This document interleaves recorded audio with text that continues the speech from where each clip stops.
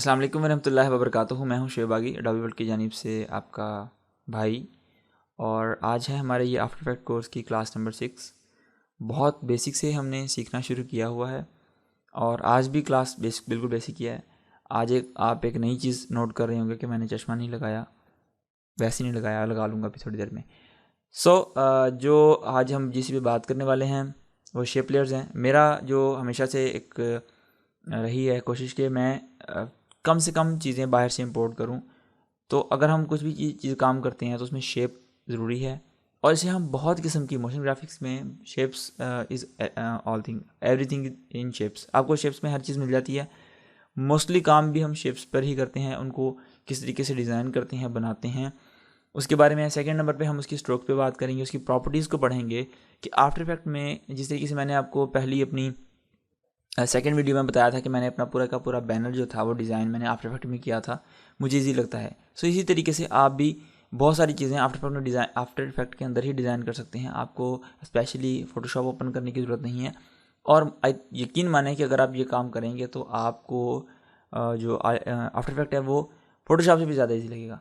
तो चलें स्टार्ट करते हैं।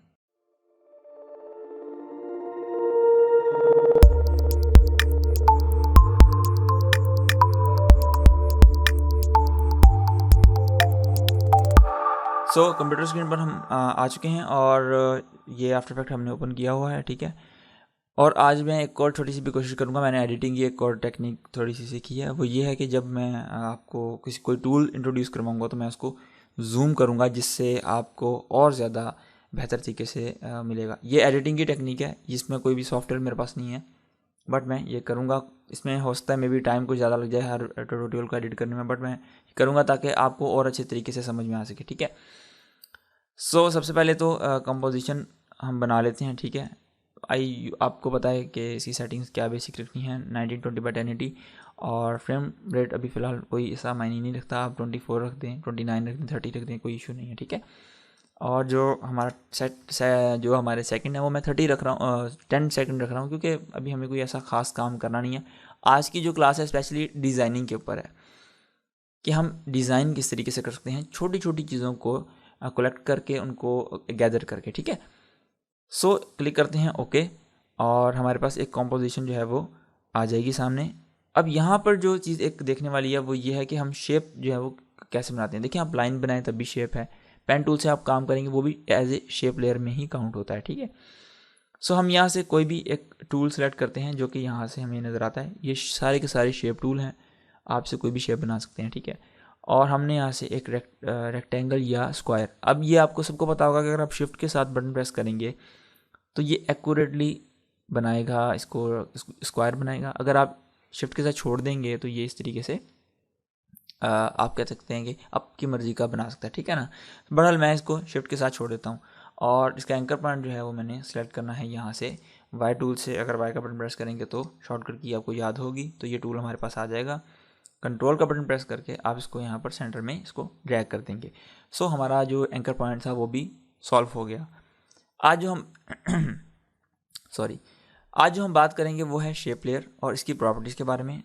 अब जब आप यहाँ पर इसकी प्रॉपर्टीज़ पर आएंगे और इसके अंदर देखेंगे तो आपको यहाँ पर दो चीज़ें नज़र आ रही हैं, ट्रांसफॉर्म और कंटेंट। देखें, यहाँ पर जो दो चीज़ें हैं उनके अंदर होगा ये कि ट्रांसफॉर्म पे आई थिंक मैं पहले भी आपको बता चुका हूँ, उसके अंदर 4 से 5 चीज़ें होती हैं, ठीक है। 5 चीज़ें होती हैं बेसिकली। एंकर पॉइंट आपको पता है क्या होता है, पोजीशन का आपको पता है। अब यहाँ से अगर मैं इस पोजीशन को उठाकर कहीं भी रख रहा हूँ तो आपको नज़र आ रहा है कि ये जो पॉइंट्स हैं ये मूव हो रहे हैं, ठीक है। कोई ऐसा इशू नहीं है। सेकंड नंबर पे स्केल इसका डाउन और हम ज़्यादा कर रहे हैं, लेकिन स्केल के अंदर एक प्रॉब्लम होती है। मिसाल के तौर पे हमारे पास एक स्क्वायर है जो कि रेक्टेंगल है, स्क्वायर तो नहीं है। अब अगर मैं इसको यहाँ से ड्रैग करके ऐसे घुमा रहा हूँ, अब इस जगह पर देखेंगे तो हमारी जो इसकी जो स्ट्रोक थी उसका फ़र्क आ गया, लेकिन जब मैं इसको सिलेक्ट करता हूँ तो यहाँ पर स्ट्रोक सेम है।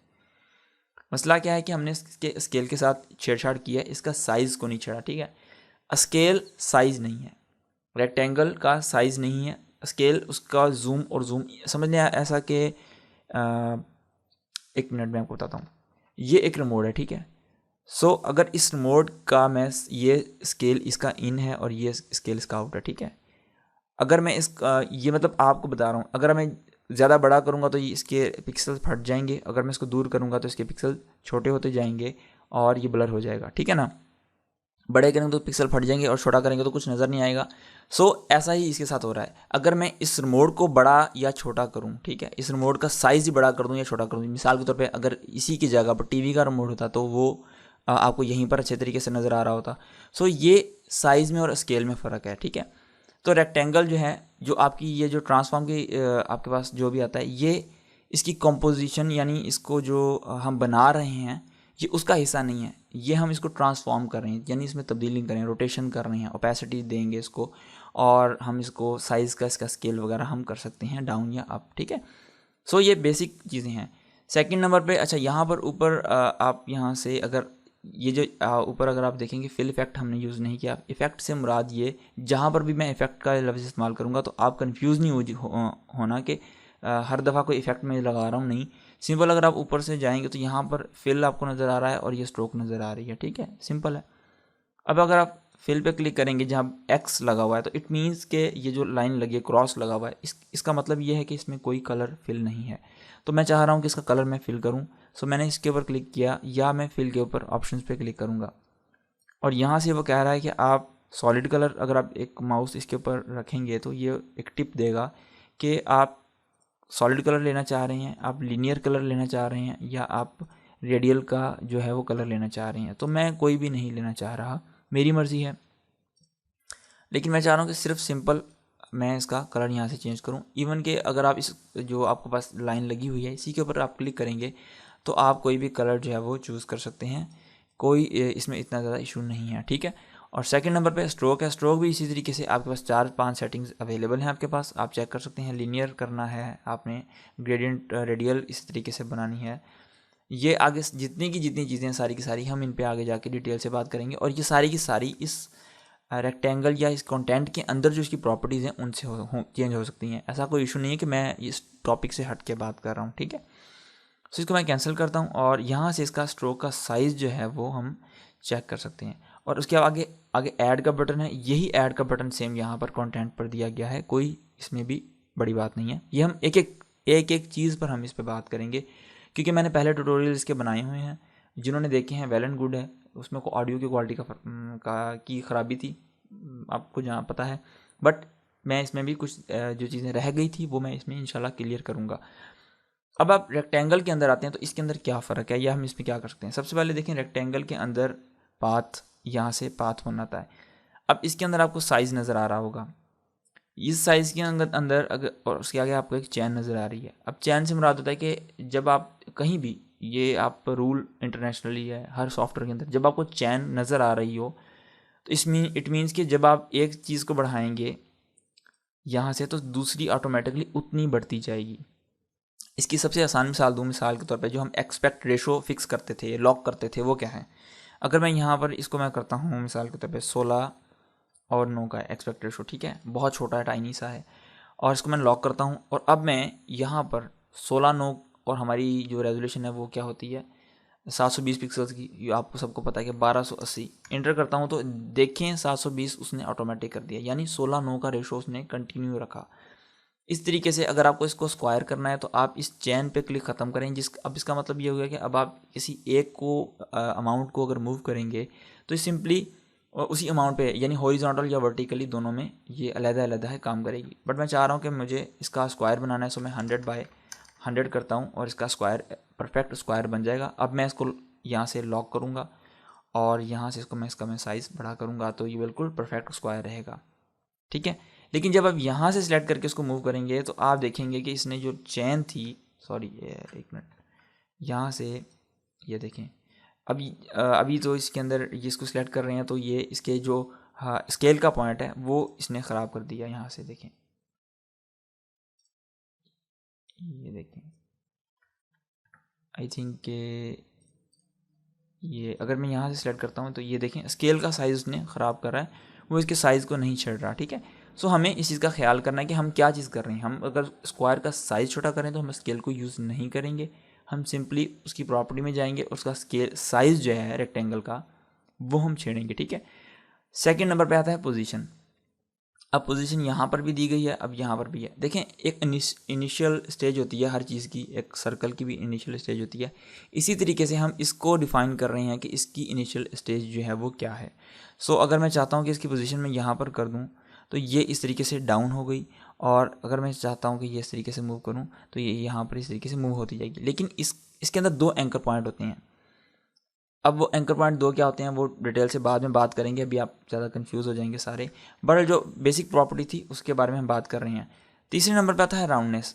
राउंडनेस पे आप क्लिक करेंगे तो ये देखें, ये सर्कल बन जाएगा और ये हमारी चीज़ सिंपली जो है वो आउट बन जाएगी इस तरीके से। तो आप इस चीज़ को भी एनिमेशन दे सकते हैं। मिसाल के तौर पे मैंने कहा इसकी जो राउंडनेस है वो मैंने 1000 कर दी, ठीक है, सिंपल। और यहाँ पर मैंने एक की फ्रेम बना दिया और मैं जस्ट 1 सेकंड पर जाने के बाद मैंने इसको 0 कर दिया, और उसके बाद 2 फ्रेम्स पर जाने के बाद मैंने फिर से अगेन इसको की फ्रेम बनाया, सिंपल होल्ड किया, यानी मैंने उसकी वैल्यू को कहा कि 1 सेकंड तक होल्ड करो, जो कि मैंने पहले बताया है आपको। और उसके बाद मैंने 3 सेकंड पर जाने के बाद कह दिया कि इसको अगेन जो है वो 1000 करो। अब मैंने इन सारी चीज़ों को सिलेक्ट किया और F9 का बटन प्रेस किया, ठीक है। ओके, सॉरी, आई थिंक कैमरेसिया यूज़ कर रहा हूँ तो इसलिए, वर खैर कोई बात नहीं। राइट क्लिक किया और यहाँ से मैंने इजी एज पे क्लिक करूँगा, ठीक है। तो ये इस तरीके से ऑफ हो जाएंगे। और ग्राफ एडिटर पे जाने के बाद, अच्छा, अगर आपको ग्राफ एडिटर ऐसा नज़र ना आ रहा हो तो आप राइट क्लिक करें और यहाँ से एडिट स्पीड ग्राफ पर क्लिक करें। हम उसकी स्पीड को कंट्रोल कर रहे हैं, तो हम उसकी स्पीड का ग्राफ ही हम एडिट करेंगे। ये इशू आ सकता है आपको कि आपका एडिट वैल्यू ग्राफ हो तो आपको कुछ इस तरह का ग्राफ नज़र आ जाए, बट आप राइट क्लिक करके यहाँ से सिंपल एडिट स्पीड ग्राफ पर क्लिक करेंगे तो ईज़िली आपको नज़र आ जाएगा।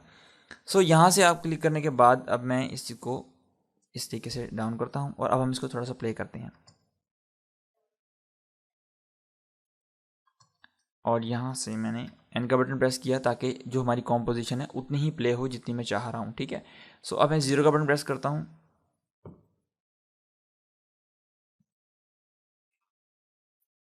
ठीक है। एक सिंपल सी एनिमेशन है जो कि आप राउंडनेस को भी यूज़ कर सकते हैं उसके लिए। अच्छा, इसके बाद एक नेक्स्ट चीज़ आती है स्ट्रोक, जो कि मेरी फेवरेट चीज़ है स्ट्रोक, क्योंकि इसके अंदर आप इतनी मज़े मज़े की चीज़ें बना सकते हैं कि आपको खुद को भी अंदाज़ा अभी नहीं है, हो जाएगा थोड़ी देर में। और जो हम आफ्टर इफेक्ट के अंदर जो चीज़ें बना सकते हैं इजीली, वो मुझे अब फोटोशॉप में मुश्किल लगती हैं, क्योंकि इसके अंदर मुझे उसको बनाना आसान लगता है। मैं ड्रॉ करता हूँ, उसके बाद मुझे इसकी प्रॉपर्टी में आराम से मैं जब भी चाहूँ कोई भी चीज़ एडिट कर सकता हूँ, चेंज कर सकता हूँ ईजीली। सो सबसे पहले तो ऊपर यहाँ पर स्ट्रोक नॉर्मल है। अभी देखें यहाँ पर ये ब्लेंडिंग ऑप्शंस है, ये हम बाद में ब्लेंडिंग ऑप्शन डिस्कस करेंगे कि हम इनको क्यों यूज़ करते हैं। अगर कोई फोटोशॉप यूज़ कर चुका है भाई तो उसको पता होगा कि ब्लेंडिंग ऑप्शंस किस लिए इस्तेमाल होते हैं, ठीक है। सेकंड नंबर पे आता है कलर। अब यहाँ पर जो कलर आप चूज़ करेंगे वाइट, ये स्ट्रोक का कलर है जो कि हम यहाँ से ऊपर से पहले चेंज कर रहे थे। सेम चीज़ आ गई। नेक्स्ट स्टेप है ओपेसिटी, जो कि हम इसकी जो स्ट्रोक है, अब देखें अगर मैं नीचे ट्रांसफॉर्म में जाके इसकी ओपेसिटी डाउन करता हूँ तो इसकी स्ट्रोक की और इसकी ओपेसिटी दोनों की इकट्ठी पूरी की पूरी डाउन होगी या अप होगी। लेकिन अगर मैं यहाँ से ओपेसिटी अगर मैं सिर्फ स्ट्रोक की डाउन करता हूँ तो जस्ट स्ट्रोक पे इफेक्ट हो रहा है, उसके फिल कलर पे नहीं। इसी तरीके से यहाँ पर स्ट्रोक का साइज़ में बढ़ाता हूँ तो ये इस तरीके से बढ़ जाएगा। अब यहाँ पर क्या था है लाइन कैप। अब लाइन कैप क्या चीज़ है, अगर मैं एक सिंपल लाइन ड्रॉ करूँ पेंस टूल से, ठीक है, ओके, यहाँ से मैंने एक सिंपल लाइन ड्रॉ की और अब मैं इस लाइन में, ये भी एक शेप है, ठीक है। उसके बाद मैं कंटेंट पे जाता हूँ, शेप पे जाता हूँ और यहाँ से देखें स्ट्रोक पे जाने के बाद अब यहाँ से इसका मैं साइज़ भी चेंज करता हूँ और लाइन बट कैप से राउंड कैप क्लिक करता हूँ। तो अब आपको नज़र आ रहा होगा कि राउंड पहले ऐसे कटे हुए थे, लेकिन जब मैंने बट कैप से राउंड कैप पे मैंने क्लिक किया तो ये उसने उसको राउंड कर दिया। तो ये हमारे लिए आसानी हो गई, ठीक है। और यहाँ पर जो आ रहा है प्रोजेक्टिंग कैप, ये क्या करेगा, जो हमारा जो सिरा कटा हुआ था उससे आगे करके उसको कवर करेगा, यानी कंप्लीट जो है उसको बना देगा। आप इसमें से मोस्टली हम यूज़ करते हैं वो जो है वो राउंड कैप ही यूज़ करते हैं कि उसका जो कैप है वो राउंड हो, उससे हमारी जो कहते हैं कि टुकड़ा टूटा हुआ नहीं लगता, ठीक है ना, गुलाई आ जाती है तो टुकड़ा टूटा हुआ नहीं लगता। सेकंड नंबर पे है मीटर जॉइंट और ये राउंड जॉइंट। अब इसके अंदर कुछ चीज़ें हैं वो मैं आपको बताता हूँ। अगर आज की क्लास में कोई चीज़ रह जाएगी तो हम आगे बहुत कुछ बनाने वाले हैं, तो जब मैं उन चीज़ों को यूज़ करूँगा तब भी मैं आपको उसमें बता दूंगा, उससे आपको अच्छे तरीके से समझने में मदद मिलेगी, ठीक है ना। और यहाँ से मीटर जॉइंट से राउंड जॉइंट करते हैं, तो अब आपने देखा कि जॉइंट जो थे वो राउंड हो गए। जॉइंट की बात हो रही है, पहले हो रही थी कैप की बात, जो कि जाहिर सी बात है, अगर एक स्ट्रोक है उसके दो कैप हैं, लेकिन अगर एक सर्कल है तो उसका कोई कैप नहीं है, क्योंकि वो कहीं से लाइन जो है स्ट्रोक उसकी टूटी हुई नहीं है। और उसके बाद हम बात करते हैं बेवल की। बेवल कट दे देगा वहाँ पर, ठीक है ना। बाजू का हम छोटे होते थे तो हमें याद था कि हम कोई स्क्वायर काट देते तो आखिर में उसकी जो साइड होती थी उनको कैंची से काट देते थे ताकि वो थोड़ा सा खूबसूरत लगे। वही चीज़ यहाँ पर है, ठीक है। और मैं यहाँ से इसको फ़िलहाल मीटर जॉइंट ही कर रहा हूँ। और यहाँ से मीटर जॉइंट के बाद अब देखें डैशेस पे मैं अब कोई डैशेस नहीं है, मैं क्लिक करता हूँ और अब यहाँ पर एक डैशेस का एक पूरे का पूरा जो है वो गुच्छा सा बन गया। अब मैं चाह रहा हूँ कि इसकी डैशेस जो हैं वो कितनी जो हैं मिकदार में, यानी कितने फासले पर हों, ये फासला इनका कितनी बड़ी हों डैशेस। तो मैंने ये चीज़ ज्वाइन कर ली। उसके बाद उसने कहा ऑफसेट कितना करना है, और यहाँ पर जिस तरीके से मैंने इसको इस जगह पर इसका ऑफसेट सेट कर दिया, यानी तादाद उतनी ही रहे लेकिन मैं इसको घुमाना चाह रहा हूँ। उसके बाद अगर मैं दोबारा क्लिक करता हूँ डैशेस की, तो अब आ गया गैप। उसने ऐड कर दिया, पहले डैशेस ऐड की थी, अब उसका गैप है। अगर मैं इसका गैप बढ़ाता जाऊंगा तो ये इस तरीके से इसका गैप जो है वो बढ़ाता जाएगा। बहरहाल इसको हम किस तरीके से यूज़ कर सकते हैं वो हम आगे जाके मज़ीद बात करेंगे। बस एक इंट्रो आपको देना था कि इसकी लेयर्स की प्रॉपर्टी में ये सारी चीज़ें होती हैं। ठीक हो गया, ओके। अब इसको मैंने यहाँ से स्ट्रोक को क्लोज कर लिया, हमारा साइज़ वाला भी मसला हो गया, हमारा रेक्टेंगल भी हो गया और हमारा स्ट्रोक भी हो गया। अब आते हैं फिल इफेक्ट में। फिल इफेक्ट के अंदर जब आप आएंगे तो यहाँ पर आपको लग रहा होगा, सॉरी, यहाँ से आप इसका कलर इजीली चेंज कर सकते हैं। ये देखें, ठीक है, जो चीज़ हमारी ऊपर थी वही यहीं पर है। और उसके बाद ओपेसिटी भी आप इसकी अलहदा से ओपेसिटी डाउन कर सकते हैं और हाई कर सकते हैं। यहाँ पर एक और भी चीज़ आपको बता दूं कि जब स्ट्रोक के अंदर आपने जाना है शुरू में, और अब मैंने यहाँ से इसका जो डैशेस थी उसको मैंने इन तीनों पे मैंने की फ्रेम बनाया, और लास्ट की फ्रेम पे जाने के बाद मैंने इनकी जो वैल्यूज़ थी उनको चेंज कर दिया इस तरीके से, और इसका जो गैप था मैंने इस तरीके से कर दिया, ऑफ साइड जो था मैंने 0 कर दिया। अब मैं अगर इसको प्ले करता हूँ तो क्या हमें नज़र आता है।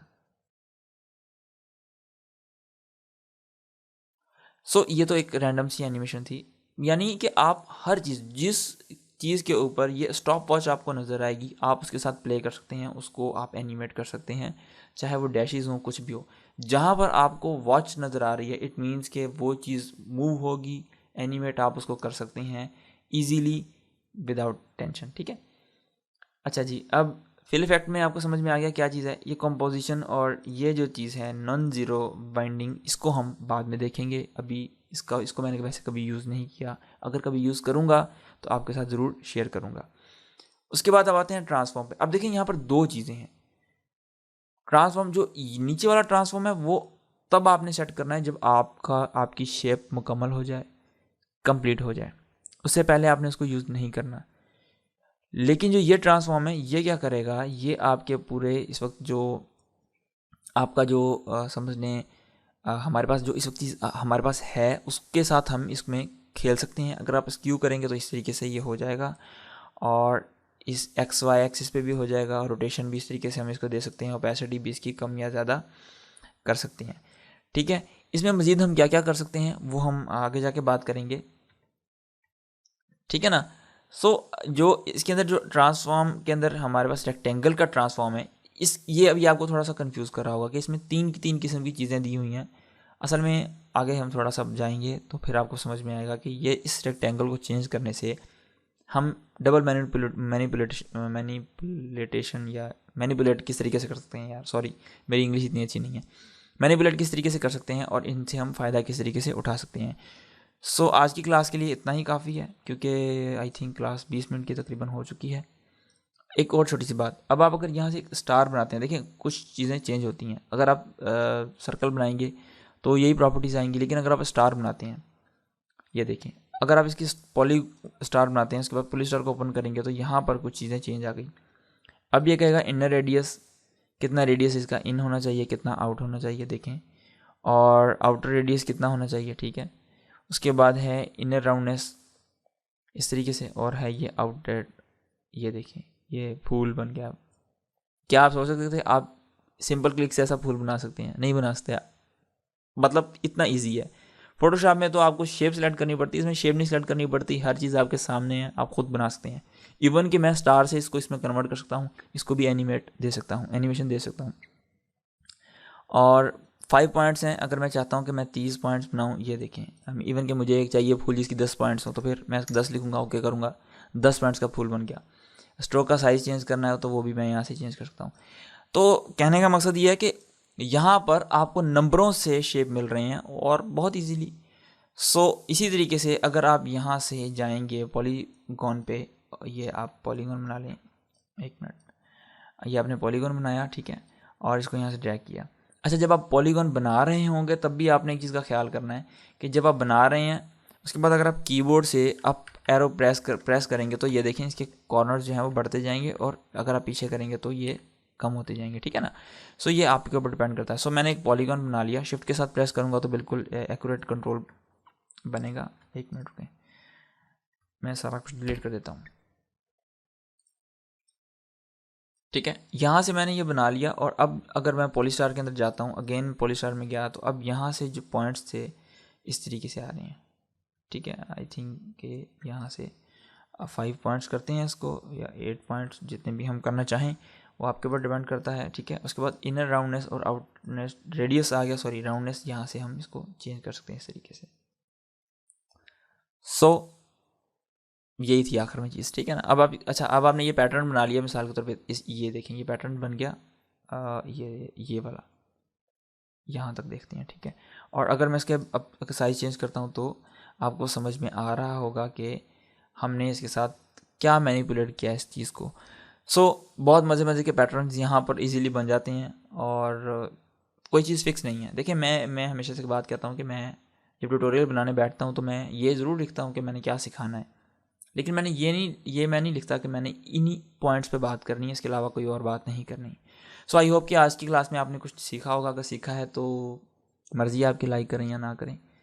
अगर आपने कुछ सीखा है तो डेफिनेटली ज़ाहिर सी बात है, आपको अगर मेरा काम पसंद आता है, आपको मेरी बातें समझ आती हैं, तो आप इस चैनल को सब्सक्राइब कर सकते हैं, अदरवाइज़ इसकी ज़रूरत नहीं है। लास्ट में हमेशा की तरह की बात कि अपना बहुत ज़्यादा ख्याल रखें, और फीडबैक ज़रूर दें। अगर कोई कमी लगती है आपको तो आप फीडबैक ज़रूर दें, ताकि मैं अपने ट्यूटोरियल्स को और बेहतर तरीके से एक्सप्रेस कर सकूं, बता सकूं, सिखा सकूं।